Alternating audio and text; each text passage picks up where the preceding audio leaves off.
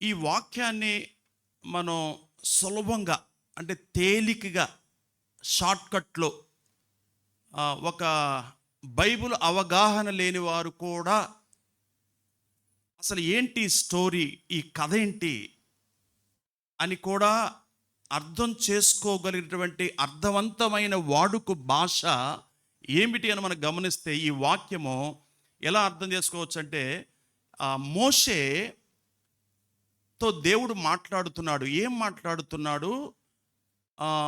మోషేతో దేవుడు మాట్లాడుతున్నాడు, దేవుడితో మోషే మాట్లాడుతున్నాడు. ఏం మాట్లాడుతున్నాడు? నీతో నాతో ఏం మాట్లాడుతున్నాడు? ఈ ఉదయకాల సమయం అది కేర్ఫుల్గా ఒళ్ళు దగ్గర పెట్టుకొని మనం వింటే దేవుడు మన మార్గాలు తెరుస్తాడు, ద్వారాలు తెరుస్తాడు, చిక్కుముడుల నుంచి కూడా విడిపించగలటువంటి పరిశుద్ధుడు, సర్వాధికారి ఆయన. ఏంటంటే, దేవా నీ దారి నాకు చూపించు. నేను చాలా దారులకు వెళ్ళిపోయాను, నష్టపోయాను, ఇదే మంచి దారి అనుకున్నాను, నేను చితికిపోయాను. నీవు ఎలా నడిపిస్తావో నాకు తెలియాలి, అది స్పష్టంగా తెలియాలి. ఏదో ఊహించుకొని నేను వెళ్ళటం వల్ల ప్రయోజనం లేదు. అప్పుడు నేను నీ గురించి ఇంకా బాగా తెలుసుకుంటాను అన్నాడు. అంటే దేవుడు తెలియదు అని కాదు, దారి తెలియదు అని కాదు, కానీ నీ మార్గాలు, నీ ఆలోచనలు, నీ ప్రణాళికలు, నీ ఉద్దేశాలు, దృక్పథాలు, నీ ప్రాజెక్టు నాకు అర్థం అవ్వాలి. అప్పుడు నేను ఇంకా నీకేమవుతాను? నిద్రపోతున్నారు, అప్పుడే స్టార్ట్ అయింది. మీరు శాశ్వతమైన నిద్రలోకి వెళ్ళకూడదని మీకు మళ్ళీ చెప్తున్నాను. మెలకుగా ఉండండి, నా కళ్ళల్లో కళ్ళు పెట్టి చూడాలి. ఇక్కడ చూసినట్లయితే ఇది మోషే దేవుడితో చేసేటువంటి ప్రార్థన, నమ్రమైన ప్రార్థన, ఒరిజినల్ ప్రార్థన, శ్రేష్టమైన మలినము లేని ప్రార్థన. ఏంటి అంటే, నాకు నీ ఆశీర్వాదం మాత్రమే కాదు, నీ మార్గదర్శనం కూడా కావాలి. అదే దీని యొక్క భావం. ఏది? నిర్గమాకాండము 33వ అధ్యాయము, శివాజీ బ్రదర్ చదివాడు 12వ వచనం నుండి 16వ వచనం వరకు వ్రాయబడిన యొక్క దాని యొక్క ముఖ్య భావం, ముఖ్య అర్థం. దీన్ని మనం సింపుల్గా, అంటే చదువు లేని వారు, బైబిల్ చదువుకోలేని వారు, కొత్తగా వచ్చిన వారు సింపుల్గా అర్థం చేసుకునే భావం ఏంటంటే, బాగా గమనించాలి. ఏంటంటే, దేవుడు ఏం చేయమంటున్నాడో తెలుసుకోవాలి. మొట్టమొదటిగా మీరు చర్చికి వెళ్ళాం, మేము కూడా ఏమన్నా మేలు జరిగిద్దేమో, చర్చికి వెళ్ళాం నెమ్మది వస్తుందేమో, చర్చికి వెళ్ళాం లాభాలు వస్తాయేమో అని అనుకోవటం తప్పేం కాదు. పాపం వాళ్ళు కొత్త వాళ్ళు, ఎల్కేజీ స్టూడెంట్స్ లాంటి వారు, వాళ్ళ మీద దేవుడు ఎంతో జాలి చూపిస్తాడు. అయితే ఈ మ్యాటర్ మీకు దొరకతలే, సింపుల్ వాడుక భాషలో నేను వివరిస్తున్నాను. దేవుడు ఏమి చేయమంటున్నాడో తెలుసుకోవాలి. దేవునికి దగ్గరగా ఉండాలి, దేవుని మార్గములోనే నడవాలి. మనకు సందేశం మన జీవితంలో కూడా, నాకు ఏది మంచిదో అది చూపించు అని అడగాలి. ఏది మంచిదో చూపించు అని దేవుణ్ణి అడగాలి. అంటే సొంత ఆలోచనలు కాదు, సొంత తలంపులు కాదు, సొంత ప్రేరణ కాదు, వాళ్ళు చెప్పారు వీళ్ళు చెప్పారు కాదు, కల కాదు. దేవుని దారినే అనుసరించాలి. హల్లెలూయా. ఇక్కడ చూడండి, దేవుణ్ణి మనం ఎలా మెప్పించాలో అనే అంశాన్ని మనం చూడబోతున్నాం. చెప్పండి మీరందరూ కూడా, దేవుణ్ణి ఎలా మెప్పించాలి? కానుక తెచ్చారా? మెచ్చుకోగలడా? మీరు తెచ్చిన కానుకను మెచ్చుకోగలడా? మీరు లోపలికి వచ్చి కూర్చున్నారు, చక్కగా కూర్చున్నారా? ఒళ్ళు వదిలేశారా?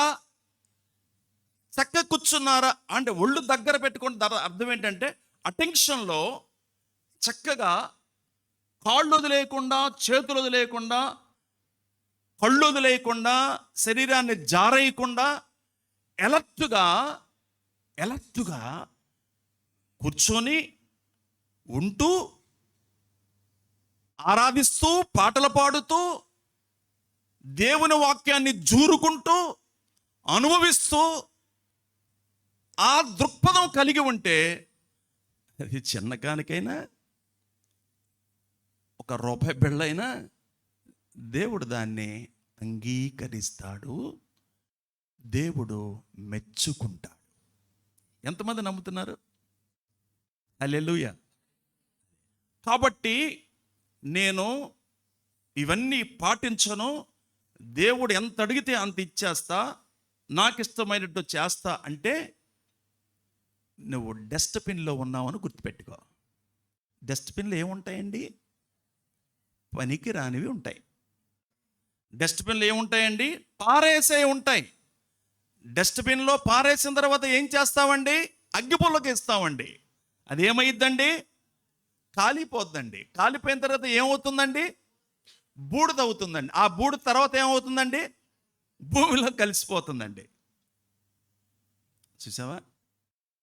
అర్థం చేసుకోవాలి. దేవుడిని మెప్పించటం ప్రస్తుత ఈ 21వ శతాబ్దంలో, ఈ సెంచరీలో యథార్థంగా మనం హృదయ లోతుల్లోంచి మనం ఆలోచించినట్లయితే ఎవరొకరు మమ్మల్ని మెచ్చుకోవాలి అని అనుకుంటారు. ఇక్కడ కటాక్షము అని ఉంది. వాడుక భాషలో దయా. మనుషుల దయ మాకు కావాలండి, కోరుకోవటం తప్పు కాదు. పాస్టర్ గారి దయ, రాజకీయ నాయకుల దయ మాకు కావాలి, పెద్దల దయ మాకు కావాలి, అమ్మానాన్నల దయ మాకు కావాలి. కొంతమంది కోటేశ్వర్లు ఉన్న వాళ్ళ జగన్ గారు అందరు తల మీద నెత్తి మీద చేస్తారు కదా, ₹1,00,000 ఇస్తే బాగుంటుంది అనుకుంటా. నేనైతే ఆయనకు ఉన్న డబ్బులు బట్టి నేనైతే పంచిపెట్టేసేవాడిని. తల మీద అలా చేస్తాడు పాస్టర్ గారు ఇష్టం. అంటే కొంతమంది చెయ్యాలా ఏపించుకుంటే వాళ్ళకేదో అన్నట్లుగా. మీకు కూడా తల మీద చెయ్యాలని ఉందా ఎవరికన్నా? నేను ప్రార్థన చేసేటప్పుడు నేను మాత్రం అయిను. అర్థమవుతుంది కదా మీకు? ఆయన కటాక్షము, ఆయన దయ లేకుండా నువ్విచ్చే పాలు తేనెలు ప్రవహించు దేశము మాకు వద్దు, దేవుడు లేని వ్యాపారం మాకొద్దు, దేవుడు లేని చదువులు మాకొద్దు, ఈ ఉద్యోగాలు మాకొద్దు, ఈ వ్యాపారం మాకొద్దు, ఈ సంఘం కూడా మాకొద్దు. అంటే దేవుడికి ప్రాధాన్యత ఇవ్వనటువంటి మనుషులు లేక సంఘము అంటే వ్యక్తులమైన సమూహమైన మనం దేవుణ్ణి మెప్పించకపోతే ప్రమాదము అన్న విషయాన్ని లేఖనాల్లోంచి మనం చూస్తూ ఉంటాం. అయితే దేవుణ్ణి ఆరాధించుట ద్వారా దేవుని దయను మనం పొందొచ్చు. దేవుణ్ణి గణపరచుట ద్వారా దేవుని యొక్క కటాక్షము మన మీదకి రావచ్చు. అక్కడ కొన్ని లక్షణాలు మనం చూద్దాం త్వరగా. కొలస్సీ పత్రిక 1వ అధ్యాయము 9వ వచనం. స్క్రీన్ మీద వాక్యం మీకు కనిపిస్తుంది. మీరెవరు కంగారు పడద్దు. గుమ్మములారా మీ తలలు పైకెత్తండి, మీ కళ్ళు టీవీ మీద ఉంచండి. అందుచేత ఈ సంగతి వినిన నాట నుండి, పెద్ద అక్షరాలు కావాలి, మా కళ్ళు సైట్ బ్రదర్. అందుచేత ఈ సంగతి వినిన నాట నుండి మేమును మీ నిమిత్తము ప్రార్థన చేయుట మానక, మీరు సంపూర్ణ జ్ఞానమును ఆత్మ సంబంధమైన వివేకమును గలవారును ఆయన చిత్తమును పూర్ణముగా గ్రహించిన వారునై ప్రతి సత్కార్యములో సఫలులగుచు దేవుని విషయమైన జ్ఞానమందు అభివృద్ధి పొందుచు అన్ని విషయములలో. బాగా గమనించాలి అన్న, పెద్ద అక్షరాలు పెట్టుకో రాదా? ఓకే. అన్ని విషయములలో, అన్ని విషయాలు అనండి అందరూ. ఎన్ని విషయాలు? ఇక రాజీ లేదండి. అమ్మా పాస్టర్ గారు అలా చేయొచ్చా, ఇలా చేయొచ్చా, అదంటగా ఇదంటగా, ఈ దిక్కో ఆ దిక్కా, ఏ దిక్కు ఏ రోజు? No no no no no, రాజీ లేదు. అసలు మాట్లాడడానికి కూడా సేవకుల దగ్గర రాకూడదు. మమ్మల్ని మీరు శోధనలోకి నడిపిస్తున్నట్లు, మమ్మల్ని పరీక్షిస్తున్నట్టు అవుతుంది. అన్ని విషయములలో ప్రభువును సంతోషపెట్టినట్లు సంపూర్ణ సంతోషించునట్లు, సంతోషము పెట్టునట్లు ఆయనకు తగినట్లుగా తగినట్లుగా నడుచుకొనవలననియు ఆ, ఆనందముతో కూడిన పూర్ణమైన ఓర్పును దీర్ఘశాంతమును కనపరచునట్లు ఆయన మహిమా శక్తిని బట్టి సంపూర్ణ బలముతో బలపరచబడవలననియు ఆ, తేజోవాసులైన పరిశుద్ధుల స్వాస్థ్యములో పాలివారమగుటకు మనలను పాత్రులుగా చేసిన తండ్రికి మీరు కృతజ్ఞతాస్తుతులు చెల్లింపవలననియు పాత్రులుగా చేసిన తండ్రికి మీరు కృతజ్ఞతాస్తుతులు చెల్లింపవలని దేవుణ్ణి బతిమాలుచున్నాను. మనస్ఫూర్తిగా దేవునికి స్తోత్రం చెప్తారా? ఆ వాక్యాన్ని చక్కగా మీరు ఇంటికెళ్ళి ఇంకా ధ్యానించవచ్చు. నిదానంగా చదవండి, ఆత్మతో చదవండి. దేవుడు మీ కడుపు నింపేస్తాడు. ఇవాళ చికెన్ బిర్యానీ లేకపోయినా అర్థమవుతుంది మీకు. అది చదువుతూ ఉన్నప్పుడు జూరుకుంటున్నాం, మనం అనుభవిస్తున్నాం. 111వ కీర్తన 10వ వచనం, 111వ కీర్తన గ్రంథము 10వ వచనం. భయము యెహోవా యందలి భయం జ్ఞానమునకు మూలము. అబ్బా, ఎంత బాగుందండి ఈ వాక్యం. చాలామంది పాముకు భయపడతారు, కొంతమంది తాగుబోతోళ్ళకు భయపడతారు, కొంతమంది ఎవరు భయపడతారు? పోలీసు వాళ్ళకి భయపడతారు. ఈ మధ్య అసలు భయపడలేదు, కొట్టేస్తున్నారు, వాళ్ళని కొట్టేస్తున్నారు ఇల్లు. చెప్పండి, దెయ్యం అంటే భయం, చీకటి అంటే భయం. యెహోవా యందలి భయం జ్ఞానమునకు మూలము. ఆయన శాసనం జ్ఞానం. యవనస్తులారా, చదువుకోవటానికి ఉదయమే లేచి టిఫిన్ చేయకుండా పాలు తాకుండా పరిగెడుతున్న యవనస్తులారా, మీకు లోక జ్ఞానం ఉంది, మట్టి జ్ఞానం ఉంది, ఈ లోక సంబంధమైన వ్యాపారము ఉద్యోగాల జ్ఞానం ఉంది, దేవుని జ్ఞానం తక్కువ ఉంది మీకు. ఇది మీరు సంపాదించుకోవాలి. ఇది ఈ లోకంలో బతకడానికి చూపించుకోవడానికే. ఈ జ్ఞానం పరలోకములో దేవునితో ఉండడానికి. ఇది గొప్ప విషయం. ఇంకా స్పీడ్గా వెళ్ళిపోదాం. సామెతల గ్రంథం 1:7 వచనం. అక్కడ కూడా ఇదే మాట, దేవుని యందు భయభక్తులు కలిగినుట జ్ఞానముకు మూలము అనే మాట మనం చూస్తాం. మొదటి అధ్యాయం, యెహోవా యందు భయభక్తులు యెహోవా యందు భయభక్తులు కలిగి ఉన్నట తెలివికి మూలం. మూర్ఖులు జ్ఞానమును ఉపదేశమును తిరస్కరిస్తారు. బైబిల్ చదవరు, సొద్దబొప్పులు. బైబిల్ పట్టుకోరు, తల్లి వేదన తండ్రి వేదన పట్టించుకోరు. సొద్దపప్పులు, సోమరపోతులు. తిట్టొచ్చుగా ఇక్కడ? ఏమా అమ్మలారా, తిట్టొచ్చా? తిట్టొచ్చు, తప్పులేదు. నేను ఇంకా వేరే ఏమో తిట్టలేదుగా. దేవుడు మీద ఆధారపడి దేవుడు కనికరము వలన కరోనా తర్వాత బతికిన మీరు బైబిల్ చదవరా? సిగ్గులేదు? ప్రార్థన చేసుకోరా? ఎలా భోంచేస్తున్నారు? మూర్ఖులు ఏమంది అక్కడ? మూర్ఖులు జ్ఞానమును ఉపదేశమును తిరస్కరిస్తారు, రిజెక్ట్ చేస్తారంట. మాకు అవసరంలా కుటుంబారాధన అంటారు, మేము బైబిల్ చదువుకున్నాములే అంటారు, మేము ప్రార్థన చేసుకున్నాములే అంటారు. మూర్ఖులు. ఈ మూర్ఖులు మోరు మూయించడానికి తల్లిదండ్రులు వాళ్ళకు ఉపదేశం అనేది చేస్తూ ఉండాలి. మీరు ఏలీ గురించి చదువుతూ ఉన్నారు జీవితం బుక్కులో. ఏలీ గురించి 10 రోజులు డైలీ బ్రెడ్లో మీరు చదువుతున్నారు. ఏలీ ఒక సమూయేలుని సేవకుడుగా చేశాడు, ప్రవక్తగా చేశాడు, గొప్పవాడుగా చేశాడు, మందిరములో ఉంచి పోషించాడు. కానీ ఏలూ కొడుకులు దుర్మార్గులయ్యారు. ఏలీ కొడుకులు ఇక అన్నీ చేశారు, దుర్మార్గులైపోయారు. ఇంత సేవ చేసిన ఏలీ పొట్ట పెంచుకున్నాడు, స్థూలకాయం పెరిగిపోయింది, పడి చచ్చిపోయాడు. ఎంత దౌర్భాగ్యం అండి! విశ్వాసి, క్రైస్తవుడు, సేవకుడు, ఎవాంజలిస్ట్ ఎవరైనప్పటికీ కూడా రాజీ లేదు. దేవుని జ్ఞానము ప్రతి వారికి కావాలి. ఆస్తులు కాదు మీరు పంపించేది మీ పిల్లలకు, దేవుని వాక్యమే ఆస్తి. దేవుడు జ్ఞానం ఉంటే రోడ్డు మీద అడుక్కొని తినైనా బతకొచ్చు, పరలోకానికి వెళ్తాడు వాడు. అడుక్కుంది అంటే తప్పులేదు. కాలు చేయి ఇరిగిపోయి ముసలోడైపోయి ఎవరో పెట్టకపోతే ఆ స్థితికి వెళ్ళినప్పుడు నువ్వు అడుక్కుంటున్నావే, ఆ పరిస్థితుల్లో కూడా నీకు పరలోకం ఉంటుంది.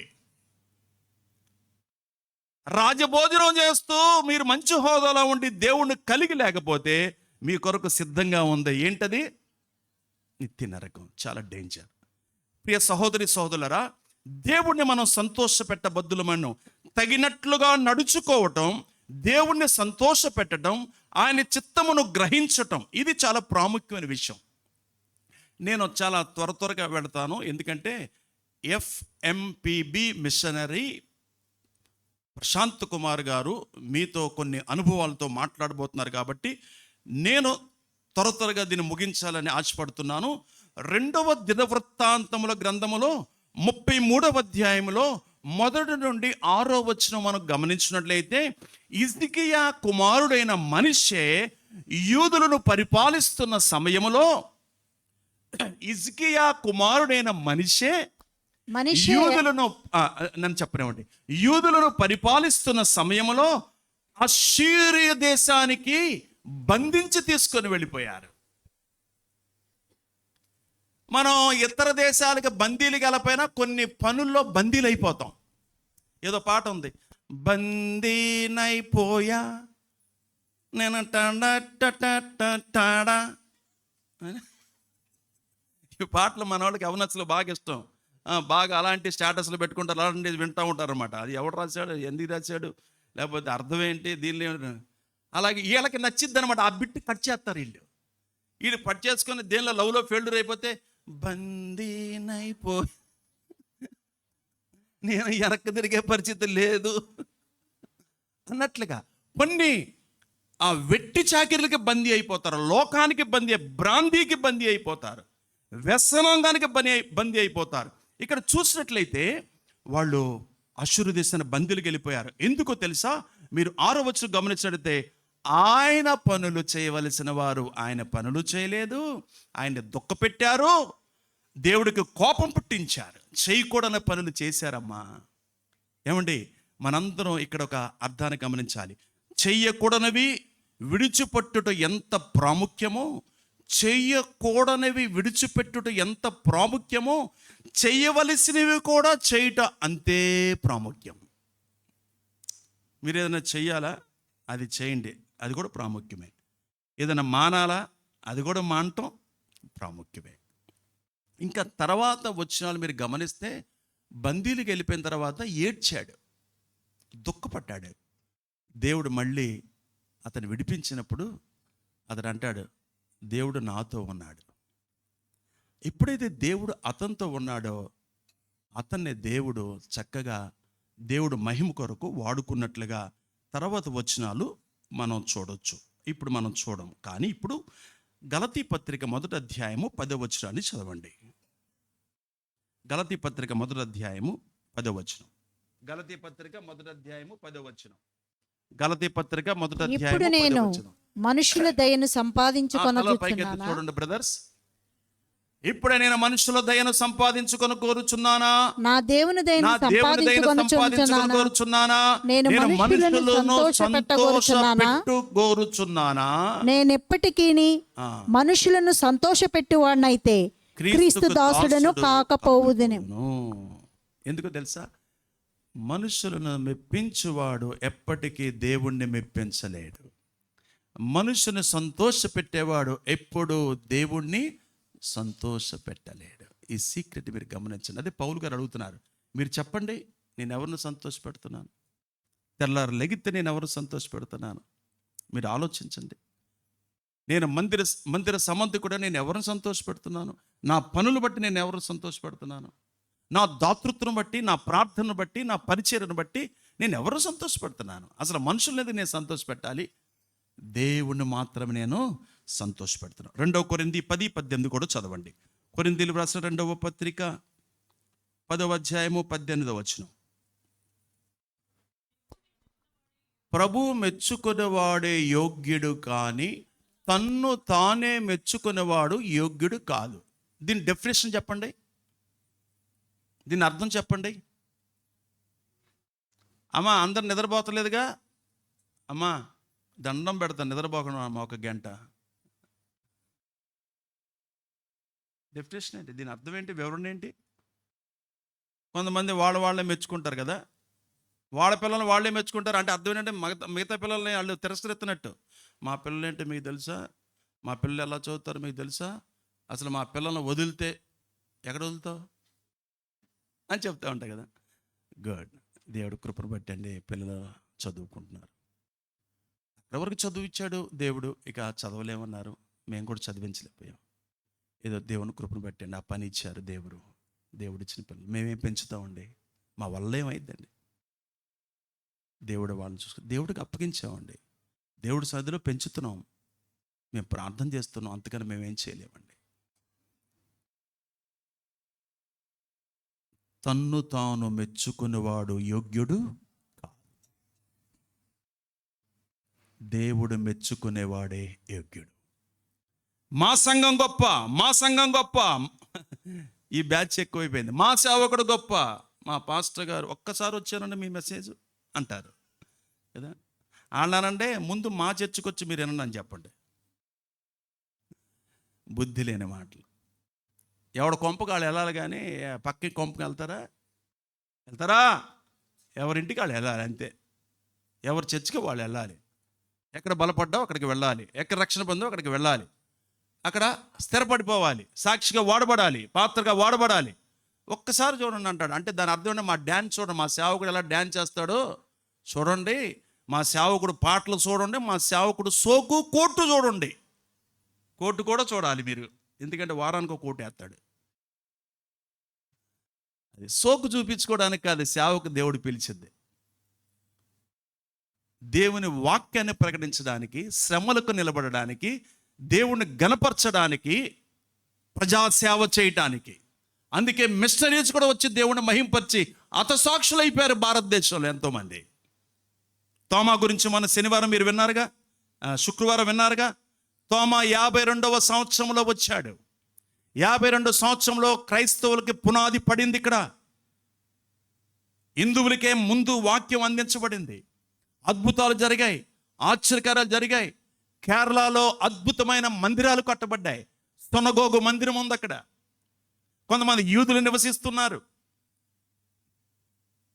ఆ తర్వాత తమిళనాడు కేరళ బోర్డర్లో అక్కడ సువార్త తీసుకుని వచ్చి అక్కడ అంటించిపోయాడు. ఎక్కడికి అంటించాడు? చెన్నైకి అంటించాడు. చెన్నై నుంచి ఆంధ్రాకి అంటుకుంది. ఎక్కువగా భారతదేశంలో మిషనరీ సేవకు వెళ్ళిన వాళ్ళు ఎవరంటే చెన్నై వాళ్ళే, తమిళనాడు వాళ్ళే. తమిళనాడు ఎంత బ్లెస్సింగ్ అయిందో. మన భారతదేశం కోసం కూడా మనం ప్రార్థన చేస్తున్న దేవుడు కూడా కార్యం చేస్తాడు. లోక సువార్త 6వ అధ్యాయము 26వ వచనం గమనించినట్లయితే, మనుషులందరూ మిమ్మల్ని కొనియాడినప్పుడు మీకు శ్రమ, వారు పితరులు అబద్ధ ప్రవక్తలను అదే విధంగా చేశారు. మీరు చదవండి, పైకి లేసి తల్ల లేపి అందరు చదవండి.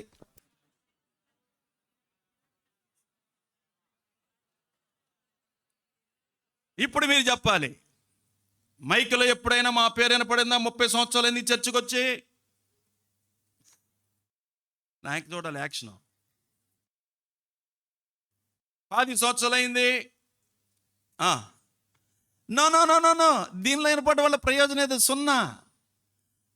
మిమ్మల్ని మెచ్చుకుంటే, మిమ్మల్ని పొగిడితే ఇక మీకు శ్రమలే శ్రమలు అనుభవిస్తూనే ఉంటారు.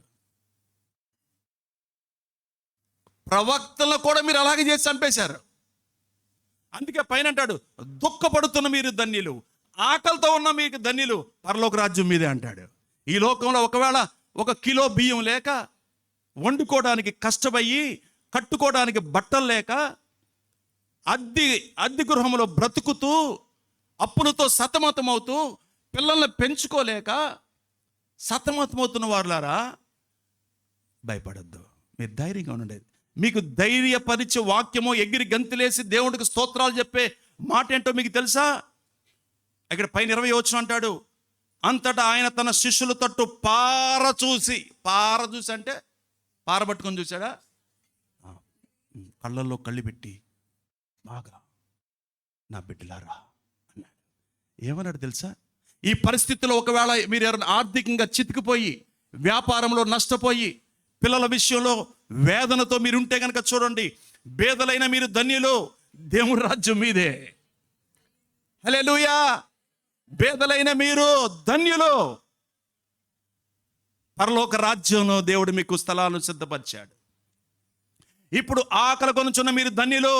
బిర్యానీ తినాలనిపిస్తుంది, ఫ్రాన్స్ తినాలనిపిస్తుంది, చేపలు తినాలనిపిస్తుంది, నాకు కూడా బాగా కోరికలు పుడుతున్నాయి, అలా మీరు అనుకుంటున్నారా? నో, మీరు తృప్తి పరచబడతారు. ఇప్పుడు ఏడ్చుచున్న మీరు ధన్యులు, మీరు నవ్వుతారు ఒక రోజున. మనుష్య కుమారుడు నిమిత్తమై మనుషులు మిమ్మల్ని ద్వేషించి, ఎలివేసి, నిందించి, మీ పేరు చెడ్డదని కొట్టివేసినప్పుడు మీరు ధన్యులు. ఆ దినమందు మీరు సంతోషించి గంతులు వేస్తారు. వీళ్ళు యేసు ప్రభు మతం వాళ్ళరా, వీళ్ళు బొట్లేనోళ్ళరా, వీళ్ళు కిస్మిస్ మతం రా, వీళ్ళు చర్చికి వెళ్ళేవాళ్ళరా, వీళ్ళు మన కార్యక్రమాలకు రావురా, ఎన్ని కోతలు కూసినా యుద్ధం మీదే, విజయం మీదే, పరలోకం మీదే. ఆ భాగ్యం దేవుడు మనకి ఇచ్చాడండి యేసు ప్రభు వారు. అయ్యో, కింద అంటాడు, ధనవంతులారా మీకు కోరిన ఆదరణ మీరు పొంది ఉన్నారు. అయ్యో, ఇప్పుడు కడుపు నిండి ఉన్న వారులారా మీరు ఆకలి కొందరు, ఒక రోజున మీరు ఆకలేసిద్ది. అయ్యో, ఇప్పుడు నవ్వుచున్న వారులారా మీరు దుఃఖించి ఏడుతురు. మనుషులందరూ మిమ్మల్ని కొని ఆడినప్పుడు మీకు శ్రమ. వారి పితరులు అబద్ధ ప్రవక్తలను అదే విధంగా పొగిడారు, సేవకులను పొగిడారు, చంపేశారు. వాళ్ళు చావుకు కారణం వీళ్ళే. ప్రవక్తలు చచ్చిపోయారు, వీళ్ళ పొగడ్తల వలన వాళ్ళకి శ్రమ వచ్చింది. దేవుడి బిడ్డలను పొగిడి పొగిడి పొగిడి పొగిడి వీళ్ళు విశ్వాసం నుంచి జారిపోయారు. అంటే విశ్వాసులు బాగా పొగిడి పొగిడి పొగిడి వాళ్ళని బాగా ఎక్కించేపాటికి వీళ్ళు ఏమైపోతారంటే శ్రమల పాలైపోయి, వీళ్ళు మందిరానికి, వాక్యానికి, ప్రార్థనకు దూరం అయిపోయి ఎక్కడో విధంగా నాశనం అయిపోతారు. ఏది కావాలి మనకి చెప్పండి? ఏది కావాలి మనకి? ఏం మాట్లాడలా? ఏం కావాలి? అర్థం అలా ఒక్కరు చెప్పండి. మెప్పొద్దు. మెప్పు ఏం తీసుకెళ్ళిద్ది? శ్రమ తీసుకెళ్ళిద్ది. ఓకే, శ్రమ తీసుకెళ్ళిద్ది. దుఃఖంలో ఉన్నా బాధపడద్దు. ఆయన చెప్పాడు, ఒకరోజు నీ కంటి బాష్పాలు నేను తుడిచేవాడిని. నువ్వేం ఫీల్ అవ్వద్దు, సిగ్గుపడద్దు. బాధల్లో, కష్టాల్లో ధైర్యంగా ఉండండి. ప్రభు పాదాలు పట్టుకోండి. మందిరం వదలకండి. విశ్వాసుల్ని, ఆత్మీయులను వదలకండి. ప్రార్థన వదలకండి. రేపు మీరు కార్యం చూస్తారు. ఇప్పుడు మీరు గర్భం దాల్చారు, దేవుడు తన కార్యాన్ని జరిగిస్తాడు. నమ్మిన వాళ్ళు దేవుడి స్తోత్రం చెప్పండి. యోబు గ్రంథం 8వ అధ్యాయం 5వ వచనం. యోబు గ్రంథం 8వ అధ్యాయం 5వ వచనం.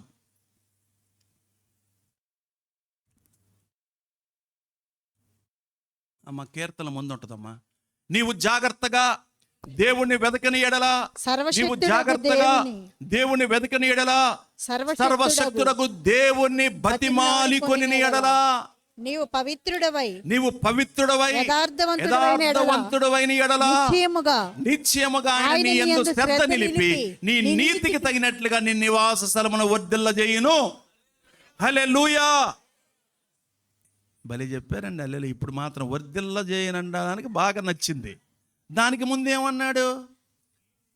పవిత్రుడవై జాగ్రత్తగా. అంటే జాగ్రత్తగా దేవుణ్ణి వెదకటం అంటే వాక్యం దగ్గరకు వచ్చి సర్వశక్తులకు దేవుణ్ణి పాదాలు పట్టుకొని, కాళ్ళు పట్టుకొని, నీవు పవిత్రుడవై అంటే నీ మురికంతా వదిలించుకొని అబద్ధం లేకుండా యథార్థవంతుడుగా ఉంటే అప్పుడు, ఇప్పుడు చెప్పండి, అప్పుడు ఎప్పుడు? అప్పుడు నిశ్చయముగా, ఇక డోకా లేదు, నిశ్చయముగా ఆయన నీ మీద శ్రద్ధ నిలుపుతాడు. నీ నీతికి తగినట్లుగా నీ నివాస స్థలమును వర్ధిల్ల చేయును. హల్లెలూయా, హల్లెలూయా. ఏమనుకుంటున్నారు మీ గురించి మీరు? అమ్మలారా, అక్కలారా, చెల్లిళ్ళారా, తమ్ములారా, పెద్దలారా, చిన్నలారా, మీ గురించి అసలు మీరు ఏమనుకుంటున్నారు? నా గురించి నేనేమనుకుంటున్నానంటే చెప్పాలంటే చాలాసేపు పట్టిద్ది. అందుకే అప్పప్పుడు చెబుతూ ఉంటాను నేను. ఇక మళ్ళీ చెప్పాల్సిన పని లేదు. నా గురించి నేను చాలా అనుకుంటా. కొన్నేమో అప్పుడప్పుడు లోపల దాచుకోలేక పిల్లలకి, భార్యకి చెప్పేస్తూ ఉంటా. వాళ్ళకి కూడా కొద్దిగా ఆశ్చర్యం కలిగిద్ది. అందుకే మా పిల్లలు అంటూ ఉంటారు కొన్ని సందర్భాల్లో, ఎక్కువ మా అమ్మాయి అంటది నన్ను, పొగడతాను కాదు, యథార్థంగా చెప్పేస్తుంది, డాడీ మాది ఏముంది డాడీ, నువ్వు సంథింగ్ డిఫరెంట్ అంటది, నువ్వు డిఫరెంట్ అంటది. అంటే ఏదో డిఫరెంట్ వాళ్ళు చేయలేకపోతున్నారు కొన్ని, లేదా ఆడపిల్లలుగా చేయలేకపోతున్నారు అనుకుందాం. నీలాగా మేము ఎలా చేస్తాం? నీలాగా మేము ఉండాలంటే టైం పట్టిద్ది. నువ్వు తొందరపడు, మాకు ప్రతిదానికి టైం ఉంటుంది అంటారు. Yes or no? దీన్ని మనం అంగీకరించవచ్చా? నాకు చాలాసార్లు రామలక్ష్మి కూడా చెప్పింది, పలానోళ్ళు అలా పలానోళ్ళు ఇలా అంటే, ఏమంటే అలా అనుకుంటే ఎలాగూ, మీరు ఏమనుకుంటున్నారో వాళ్ళకి తెలియాలి కదా, అప్పుడు వాళ్ళు దాన్ని అర్థం చేసుకోవాలి. మీరున్నట్టుగానే వాళ్ళు ఉండాలి, మీరు చేసినట్టుగానే వాళ్ళు ఆలోచించాలనుకుంటే తప్పది, తప్పు నాదే. నేను తప్పని అర్థం చేసుకున్నాను, సరి చేసుకున్నాను. క్లియర్? ఓకే, కమాన్. నెక్స్ట్ చూసినట్లయితే ఇక్కడ దేవుణ్ణి ఎలా వేడుకోవాలి, దేవుణ్ణి ఎలా బ్రతిమలాడుకోవాలో యోబు ఆ గ్రంథంలో మనం చూస్తాం. పూర్ణ హృదయముతో, అంటే ఆయనతో సరైన సంబంధము కలిగి ఉండాలి. రోజు ఆయన పిల్లలుగా మనం వ్యవహరించాలి. ఆయన మన పెద్ద ఆయన మన భర్త, ఆయన మన నాయకుడు, ఆయన మన పోషకుడు, మన యజమానండి. రెప్పపాటులో పిట్టలాగా ఎగిరిపోతున్నారు రోడ్డు మీద యాక్సిడెంట్లో. యూరప్ కంట్రీలో ఉన్న ఎండలు తీవ్రత పెరిగిపోయి చచ్చిపోతున్నారు. యూరప్ కంట్రీ, జర్మనీలో, ఫ్రాన్స్లో. మనకు కూడా అంటే నేను చెప్పలేను, అది దేవుడి ఇష్టం. వర్షం కూడా పెళ్ళులు పడిపోద్దంట ఒకేసారి. మనుషులు అలా ఆ వర్షానికి అంటే కుండపోత వర్షానికి మించి మనుషులు కళ్ళు కనపడవంట. నేను మేము శ్రీకాకుళం నుంచి వస్తుంటే ఆ దారిలో కళ్ళు కనపడాలి, అంత స్పీడ్గా పడింది ఆ పొలాల మధ్యలో నుంచి. అలా పడిపోద్దంటే మనుషులు చల్లాతిరైపోతారంట, పడిపోతారంట, కుప్పకూలిపోతారంట. అంత వర్షం కూడా పడొచ్చు ఇండియాలో అంటున్నారు. మనకు తెలియదు, మనం శాస్త్రవేత్తలం కాదు కాబట్టి. ఎందుకంటే నమ్మొచ్చు లేఖనాలు బట్టి. ఉప్పెనలు, ప్రమాదాలు, శ్రమలు, వరదలు రావచ్చు అన్నాడు. రావచ్చు. దాన్ని మనం అంగీకరిస్తాం, దాన్ని యాక్సెప్ట్ చేస్తాం, దేన్నైనా మనం ఎదుర్కొంటాం. గమనించండి, రోజు కూడా మనం పిల్లల్లాగా వ్యవహరించాలి. ఇది చాలా ప్రాముఖ్యమైన విషయం. ధైర్యముతో కూడిన భక్తి మనం చేస్తూ ఉండాలి. పిరికి ఆత్మ దేవుడు మనకి ఇవ్వలేదు. అందుకే మీకు ఆ దేవుడిని మహిమపరచడానికి, దేవుడిని మెప్పించడానికి అద్భుతమైన పత్రిక మీకు ఇవ్వటం జరిగింది. ఎంతమంది తీస్తున్నారో నాకు తెలియదు, కానీ మీ హృదయాలకి, మీ మనస్సాక్షికి వదిలిపెడుతున్నాం. 3 రూపాయలు నేను కట్టాను, మళ్ళీ మీరు 3 రూపాయలు ఇస్తే ఇంకా కొన్ని తెప్పిస్తాను. ఇది మీ స్నేహితులు, పాలు పోసేవాళ్ళు, గ్యాస్ పండేసేవాళ్ళు, లేకపోతే మామిడికాయలు అమ్మేవాళ్ళు, జాంకాయలు అమ్మేవాళ్ళు, అరటిపళ్ళు అమ్మేవాళ్ళు చాలామంది మనకు తెలుసు. ఇది ఇచ్చి మీరు చదవండి, దండం పెడతా, నీ కాళ్ళు పట్టుకుంటా అనండి. వాళ్ళ ఆత్మ నువ్వు పరలోకానికి పరిచయం చేసిన వాడు అవుతావు. ఈ ఆత్మ నీ అకౌంట్లోకి వెళ్తుంది. మందిరానికి నడిపించగలిగితే. రాత్రి అద్భుతమైన కొత్త విధానంలో వాక్యం విన్నాం కదా. కేవలం నేను ఆ సేవకుడు చెప్పాను, మా సంఘంలో ఉన్న జీరో అదే దేవుడు మాట్లాడించాడు. సువార్తీకరణ చేయలేని స్థితిలో మా సంఘం ఉంది. సాక్ష్యాలు చెప్పాలండి, ఇదిగోండి ఇది మేము ఇచ్చాం 10 మందికి, అందులో ఒక్కళ్ళు అన్నారు, తప్పకుండా వస్తాం, మీతోనే వస్తాం, మా కోసం ప్రార్థన చేయండి అన్నారు. నిలబడి సాక్ష్యం చెప్పండి. ఇదిగో ఇంతమందికి మేము దేవుడు గురించి మాటలు చెప్పాం, ఇంతమందిని కలుసుకున్నామని ఇక్కడ నిలబడి సాక్ష్యం చెప్పండి. దేవుడు ఎందుకు మెచ్చుకోడు? ఎందుకు సంతోషించడు? అదే కదా ఆరాధన, అదే కదా మహిమ, అదే కదా స్తోత్రాలు, అదే కదా స్తుతి నైవేద్యములంటే. సువార్తీకరణ ఏది? గుర్తుపెట్టుకోండి, ఇది ఈ సబ్జెక్టులో లేని మాట చెప్తున్నాను. మీరు శ్రమల్లో ఉన్నారు. అయ్యో సువార్తను ప్రకటించకపోయిన ఎడల నాకు శ్రమ అన్నాడు పౌలు గారు. నేను ప్రకటిస్తా అన్నాడు. అయితే ముద్దపప్పులో నెయ్యేసి అన్నం తింటే ఎలా ఉంటుంది? పిల్లలకి పెడతారు, ఎలా ఉంటుంది? ఆడికి మెత్తగా దిగిపోద్ది. అలా చెప్పాలి. కాస్త మసాలా, ఇండియా మసాలా వేసి, కేరళ యాలక్కాయలు, కేరళ లవంగాలు వేసి కాదు, ఘాటుగా కాదు, స్మూత్గా ట్రస్ట్ వర్క్ ద్వారా, సాక్ష్యము ద్వారా, నీ ప్రేమ ద్వారా నీ పరిచయం ద్వారా,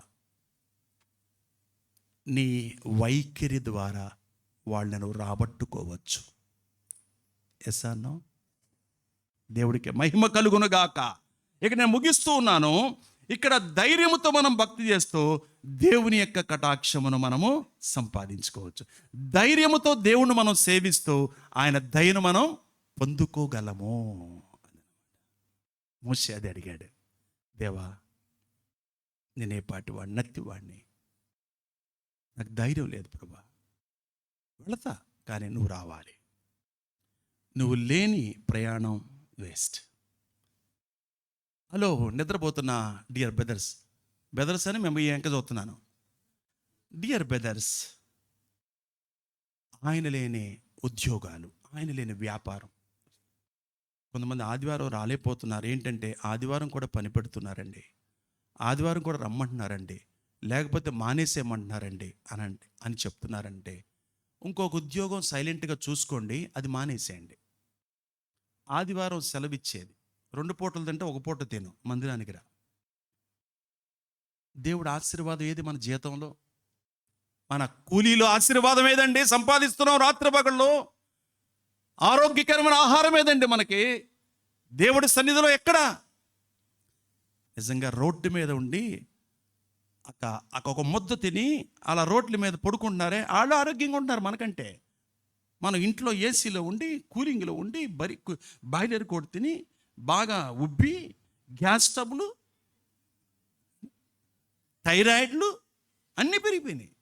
అన్నీ పెరిగిపోతున్నాయి మనకి. వాళ్ళు చాలా ఆరోగ్యంగా ఉన్నారండి. ఆవురు మంట తింటున్నారండి, దండం పెట్టి తింటున్నారండి.